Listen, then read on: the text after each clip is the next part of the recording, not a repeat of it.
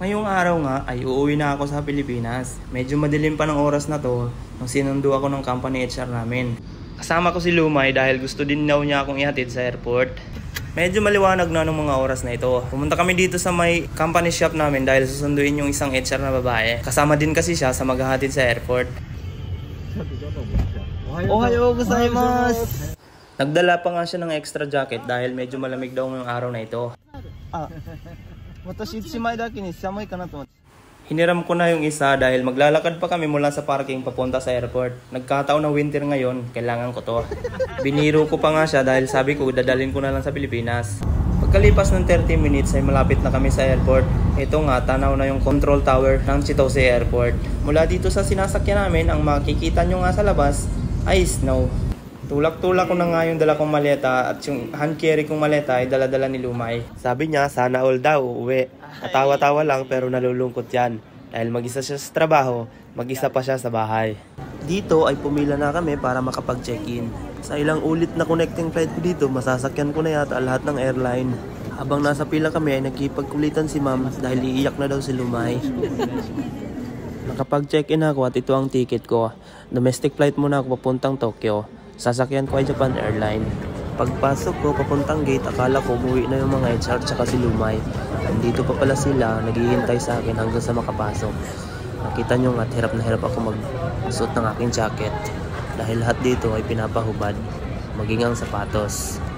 Dito sa gate kung saan ako sasakay ay dito na rin ako namili ng pampasalubong galing Sapporo. Habang nagpapahinga ako pagkatapos mamili ay dumating na yung eroplanong sasakyan ko. 1 hour and 40 minutes ang tatakbuhin nito papuntang Tokyo. Nakakapagod man pero sulit to dahil sa Pilipinas tayo magpapasko. Simula nung nag-a-abroad ako, ito yung unang magpapasko ako sa Pilipinas.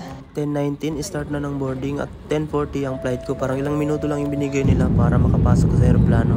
At pag upo ko dito sa upuan ko, dito ako mas namangha. Ganito pala sa Japan Airline. May camera sila sa labas ng aeroplano. Makikita mo kung nasan ka na at kung anong nangyayari sa labas ng aeroplano kung meron man. Hindi ko talaga nilubayan itong panonood sa monitor. Masyado ako namangha na ganito pala ang gulong ng aeroplano kapag lumalapag na sa airport. Fast forward, nakababa na ako ng eroplano at papunta ako ngayon sa baggage claim. Kukunin ko yung chinek-in baggage ko. Nung unang uwi ko ay yung airline na yung bahalang mag-transfer pero this time kukunin ko siya dahil wala silang ganun ngayon. Paglabas ko ng airport, sumakay akong bus dahil pupunta ako sa terminal kung saan ako sasakay. At ngayon, nakaupo na ako sa aeroplano. Sasakyan ko ngayon ay Philippine Airline. 5 hours ang tatakbuhin nito hanggang sa Pilipinas. Inabot na ako ng gabi pero ito yung sulit. Dahil paglabag ng eroplano, damang-dama mo na nasa Pilipinas ka. Ito yung minuto na walang kasing saya. Yung sasalubungin ka ng mahal mo sa buhay. Sa mga kapwa ko OFW na hindi nakauwi ng Pasko, pasasana't matatapos din yan. Laban lang.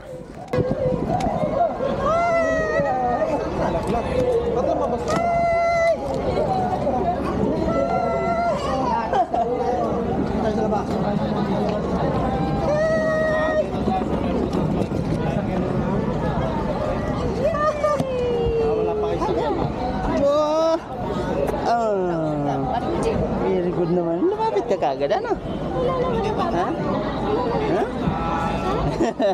Uwi na tayo.